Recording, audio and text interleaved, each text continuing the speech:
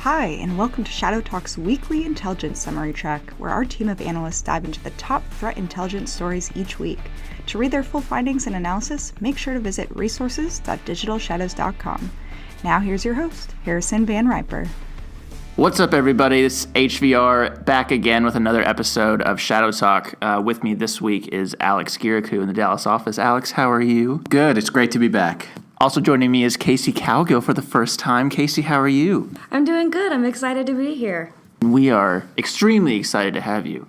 So one point of note, I guess, to start off the pod. So there's going to be kind of a format shift. Basically, we're going to be adding some new voices to the podcast. It's going to be a little bit longer, a little more content, and you'll see kind of what that looks like in this week's episode. After the weekly wrap-up, we'll go into kind of a deep dive topic with, this week it's Dr. Richard Gold and Simon Hall, so be sure to stay tuned to that. All right, so let's get kicked off. Alex, why don't you fill me in on the IntSum article for this week? So one of the main stories from this week is about the Chinese APT group, APT3. So they were recently attributed with a few attacks going all the way back to 2016, targeting a variety of organizations in Asia and Europe. But what was interesting about these were that the group allegedly used a variant of a tool that was initially created by the NSA. So these tools were famously leaked in 2017 by the shadow brokers, and so that was a big story back then. But what's interesting here is that APT3 was seen using these tools about a year before they were publicly released. So that raised a few questions as to how they were able to obtain these tools and develop them for their own use.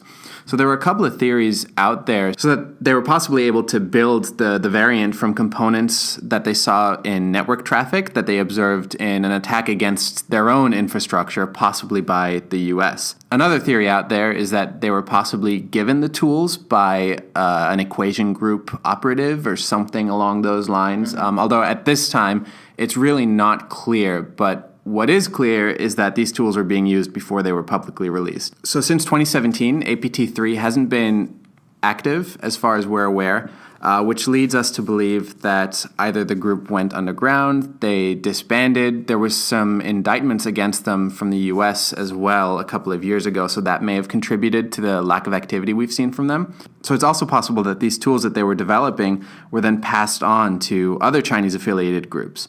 And we've seen this as well with, most famously, the Winty umbrella. So it's a group of interconnected groups operating for the Chinese state that share infrastructure, that share tools and information and such.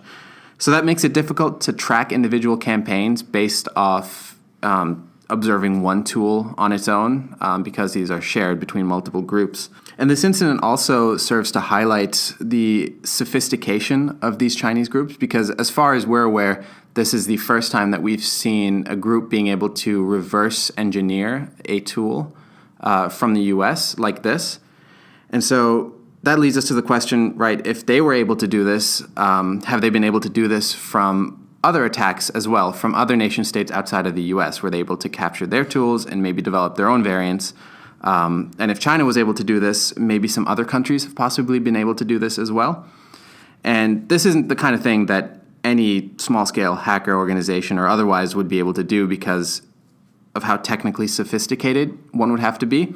But again, those tools leaked by the shadow brokers as well, we've seen them being used in a bunch of different campaigns over the past couple of years. So low-level organizations can still use them just as they are.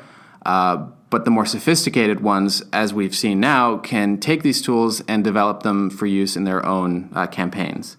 It's a good point to bring up the fact that, APT3, Buckeye, Gothic Panda, whatever you want to call it, they're, been linked to, Chinese intel or Chinese military. So, it's not out of the question that these tools were then shared with the other, kind of quote-unquote APT groups that we've seen publicly and, using that same tooling would not be out of the question, kind of sharing it across different people. Exactly. So one of those tools called BEMSTOR has recently been developed. So the most recent version that we've seen being compiled was in March 2019. So that suggests that there is someone out there that's still working on it who, right now, I don't think that we know. But it's still interesting to think about, and that backs up the theory that other organizations have access to these tools. Yeah. So what can we expect moving forward?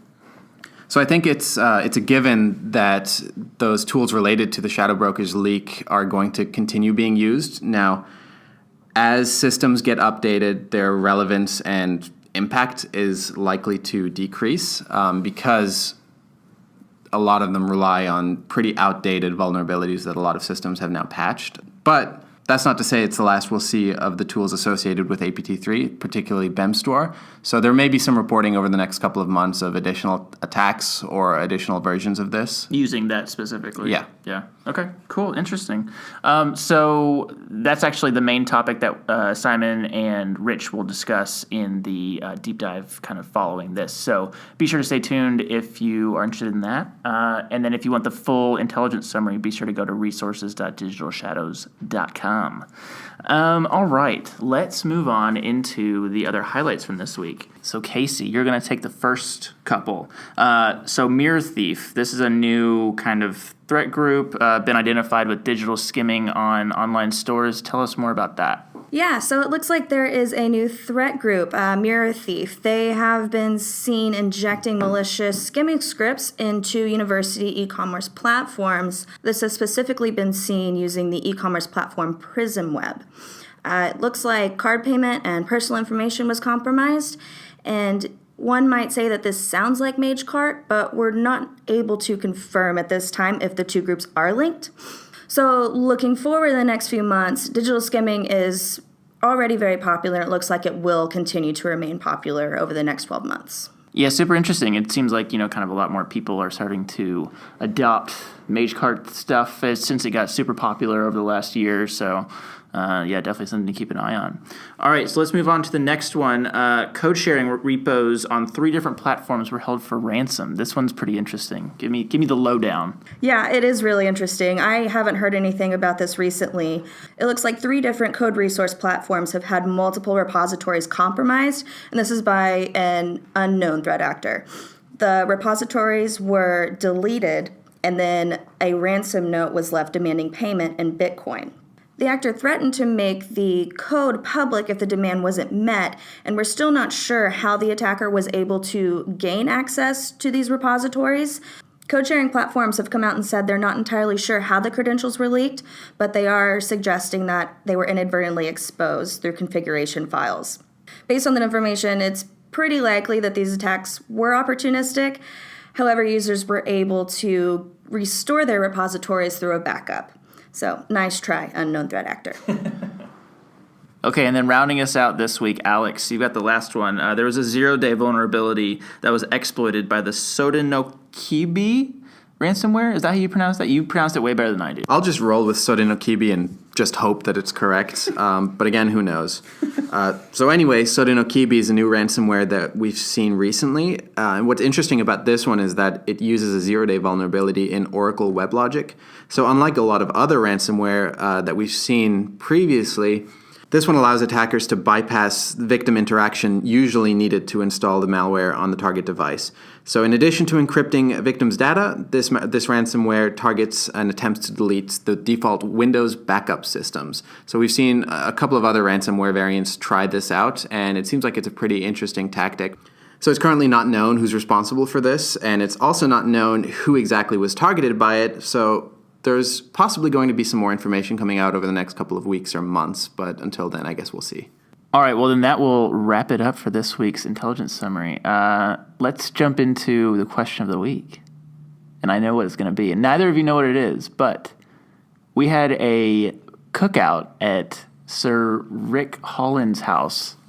United? CISO, yes, CISO of Digital Shadows. What was the best thing that you ate there? I gotta say, Rick is pretty famous for his pork belly burnt end, so It's very true. I'm always looking forward to having those whenever I have the opportunity to go and enjoy Rick's barbecue. Oh, man, the opportunity. Yep. I'm so honored. Yep, I am very honored. I mean, I did just knight him, I guess. All right, Casey. I mean, I think it's a sweep. Rick is fantastic at cooking in general. Any type of barbecue meats that he brings into the office are Smoking perfect. meats. So I'm definitely down with the burn-ins. However, I am a little bit biased considering I am wearing a shirt that says brisket today. That's what reminded me. That's where the question came from. Ooh, and he also grilled some goat cheese as well. That was really, really nice, and really it's good. Something that I think I'm going to have to try for myself. That was really good. I'm sad that I missed out on that part. Yeah. That's what you get for leaving early. Let's see. My favorite was probably, the pork belly was super good. That chicken, though. So I was responsible for the chicken. I helped season and sauce the chicken, so that was really good. So are you boosting yourself up? Yes. Okay. Basically, longtime listeners will know that I like to talk about myself a lot on this podcast. So I will say that, yes, the chicken was the best part. Well, it is your podcast. All right, great. Well, thank you, guests. Thank you, listeners. Listeners, be sure to stay tuned for a more deep dive analysis on the main story for this week. And yeah, we'll talk to you next week. All right, and welcome back to Shadow Talk yet again. Joining me now are two members of Digital Shadow's security engineering team, Dr. Richard Gold and Simon Hall. How's it going? Good, thank you. Very well, thanks. So, guys, this week, something pretty interesting happened. We got a report from Symantec that says APT3, or Buckeye, who's been attributed to China in the past, was observed using leaked National Security Agency tools prior to them actually being leaked. So to give a little background to the listeners, if you recall in 2017, a group calling themselves the Shadow Brokers leaked these tools online after trying to auction them off. So let's kind of pick this one apart. If somebody could give me kind of like a breakdown of what was put out this week. Sure. So it's a pretty fascinating one, and I think one of the things that we can really take away from this is just that if you had told us, I think Sai would probably feel the same way, that we would have leaked NSA toolkits like that we could download and play with, and were used in then North Korean cyber attacks, you just call us crazy. I mean, there's just like, we never would have thought it in a million years, and it was kind of, I remember going through it and just thinking this is just the weirdest thing ever.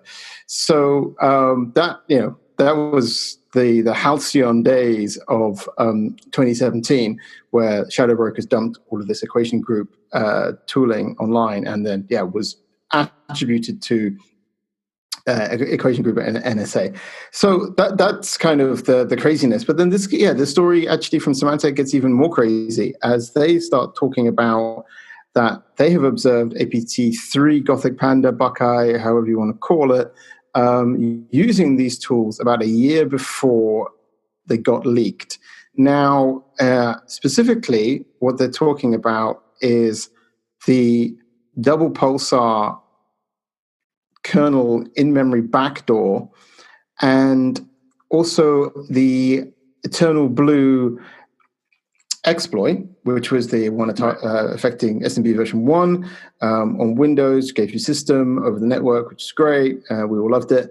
But I think the twist was it wasn't using the Eternal Blue code that was leaked in the Shadow Brokers leak, but a parallel implementation. I think what I took from it was slightly different from that. It was the double pulsar backdoor. There was a variant of the double pulsar, right? It seemed to be an older version of the double pulsar. And from what I could make from it, they didn't use Eternal Blue as such. So none of the Eternal Blue kind of exploit kit. They were using the same CVE.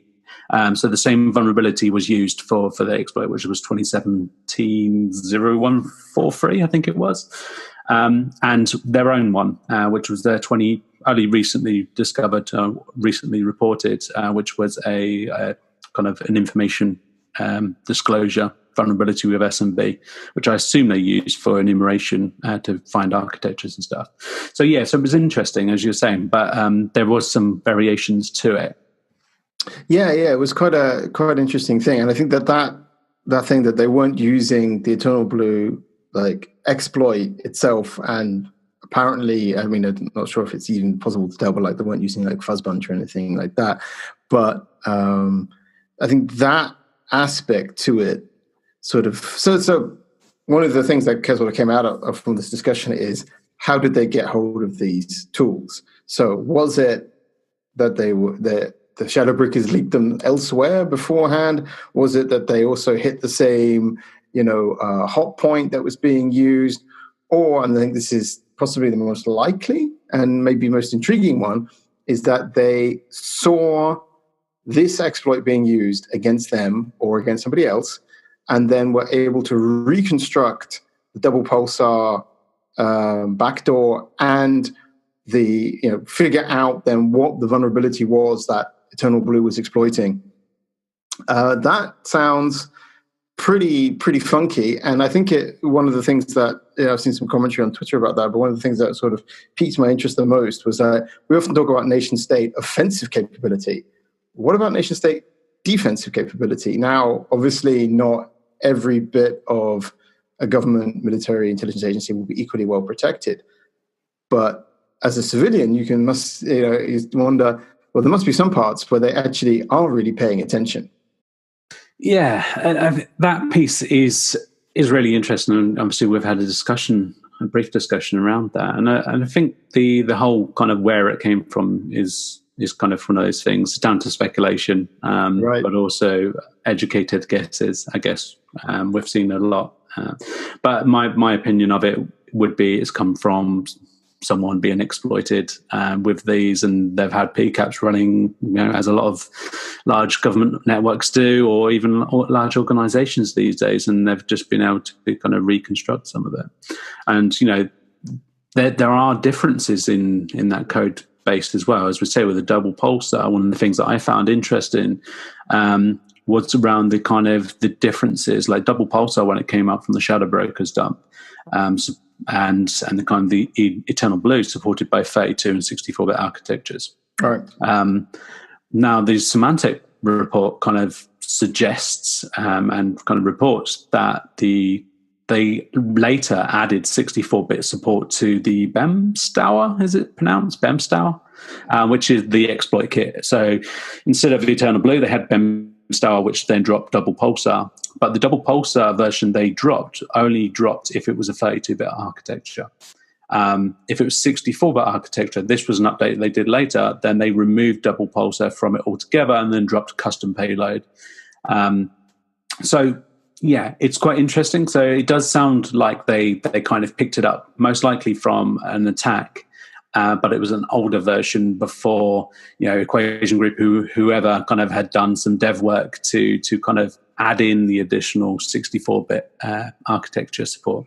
Yeah, and what's interesting as well, that if you look at the Snowden leaks, there's actually a little bit of chat in there about the NSA doing something similar like this, like observing the usage of an exploit in the wild and then going, hey, that's a pretty sweet O-Day, I'll have that. As you mentioned, if they're running full packet capture, and you can imagine that if you've finally picked up the trace of an attack and you're rolling IR and you have that kind of ability, you could then go back through your full packet capture and try and figure out what's actually been going on. Now, we've seen from things like, Pwn to Own and those kind of things that, in China, there are some absolutely incredibly skilled reversers, and probably quite a few of them have, either full-time or part-time jobs with government, military intelligence, whatever. And, you can imagine that you could find a lot of people throw at that crash dump or that full packet capture, that PCAP, and then try and figure out what exactly was happening. And you could probably pull the artifacts like double pulsar straight out, but then maybe figuring out the exploit and then writing your own custom version of the exploit. Pretty damn cool. Hats off to you. I was going to say exactly that. Like the actual pulling out the double pulsar implant from the PCAP's not difficult, right? Anyone with security onion or even kind of network miner or something like that, you'd be able to pull out those kind of binaries and payloads. But yeah, working out the actual exploitation when it's still technically a 0 day, and kind of looking at that PCAP and going, whoa, this is pretty cool. They've sent in these malformed SMB packets. That's going to take some time. And even with the code, when we looked over it initially, it took us ages to kind of look through and sift through the whole thing, and everyone else was at the same time. So being able to do that on the fly just by looking at network capture is, I admire whoever did it. Yeah, so I think one of the interesting things that came out of this was, what does good look like from the defensive side? So, we often talk about O-Days being the ultimate hotness from the offensive side. But I think one of the interesting things from here is it shows that if you're using that kind of stuff, you can get caught and you can get picked up and it can get repurposed and used against you.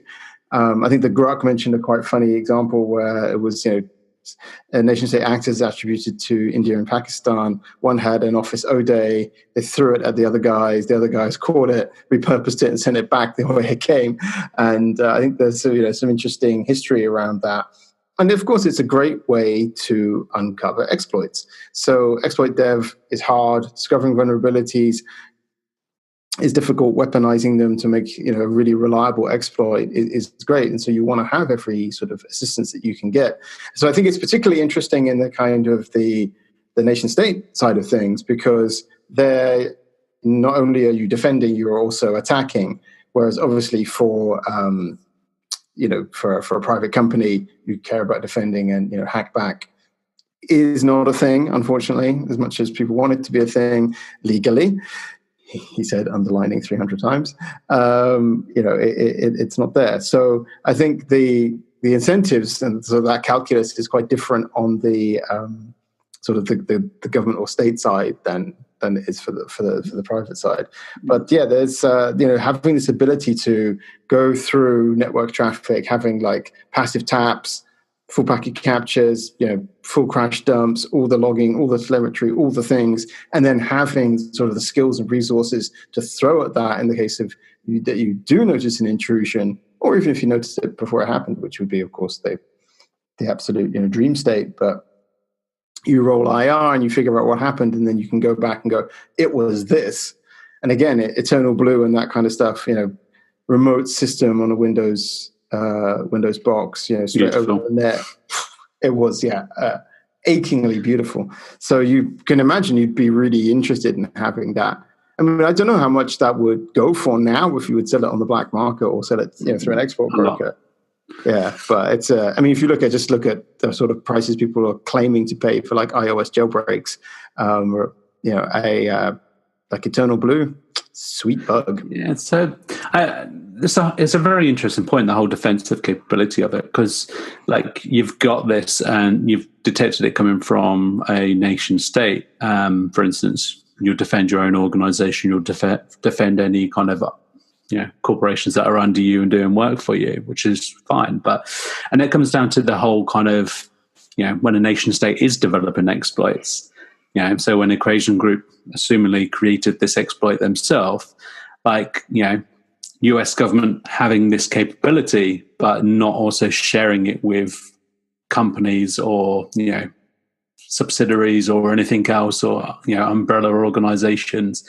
Because, if you start trying to create patches for these and give them to the organizations, you're going to raise suspiciousness, and then people are going to know about their vulnerabilities. So you're sitting on an exploit that is as powerful as something as like Eternal Blue, and yet your whole country is vulnerable to it. So it's quite interesting, like the opposite side of that, like as China potentially receiving this attack and then taking that and patching themselves against it and protecting themselves against it. But also from that kind of the other side, the person who initially created it to attack someone, but not doing anything about that for the rest of your country is kind of a bit dodgy. Well, that's a really interesting point, because you kind of touch on one of the sort of really fundamental issues, which is that governments are operating in that state world where you have like discrete borders and different countries do different things. But of course, cyberspace is transnational and doesn't care. And we saw, the effects of WannaCry, just as an example, where they just melted the internet with Eternal Blue, was the impact can be profound. So, I mean, in some sense, of course, you expect that intelligence agencies, militaries, whatever, will have exploits that they're going to be using for this kind of stuff. But at the same time, there's a proliferation aspect, which is different to, I think, other forms of weapons. Yeah, for sure. It's a really interesting kind of topic, and I guess really dodgy to kind of discuss, but it's interesting. It's always kind of cool when this stuff comes out, and people will start to go back and maybe look at some old analysis and pick up different bits that they haven't noticed before. Do we expect any of that coming out? Do you think that a lot of people are going to be looking back through their old reports and stuff like that? I'd be surprised if that many organizations have that kind of fidelity of their logs going back that far. So we're talking like 2016 kind of time frame. And it's a good 3 years. I mean, some places obviously will do that. The real high-end places will do that. But yeah, I think for many organizations, that would be a challenge to have that kind of that precision to be able to discover that kind of behavior. But I think this is the sort of thing that's going to pop up, I think, every once in a while when. Because as I say, it seems to be that's what people are doing. That seems to be a leaf of the nation state playbook. You observe an attack either against yourself or against others, and then you just hop off from that and just lift it up and take it with you, which is it's efficient. And I think for sure, like especially when the equation group dropped Eternal Blue, like there would have been a lot of organizations who kind of reverse engineered what they could. And we know a lot of people created signature Yara rules and signatures for these, right, for detecting on the network. And a lot of people also keep historical packet captures for however long. So there would have been a lot of organizations who would have gone through kind of historically and gone through their data and run these signatures over it to see if they may have been affected by this in the past. But now doing it again just because someone else has used a slightly modified version of it is probably not going to be so many people that interested now, because this vulnerability, this CVE is what would have been signatured, and kind of people at this point would have already been looking for that. Yeah, it's a good question. I mean, one of the advantages to doing your own implementation of an exploit for a particular vulnerability is to try and evade any existing IDS signatures. If you can, craft your exploit in such a way that it doesn't trigger these kind of things. So that's maybe one way of looking at it for the attackers. But it's something which is pretty intriguing. Definitely. All right, awesome guys. Thank you so much for joining and kind of covering that complex topic, to say the least. No problem. It's good fun. Thanks a lot.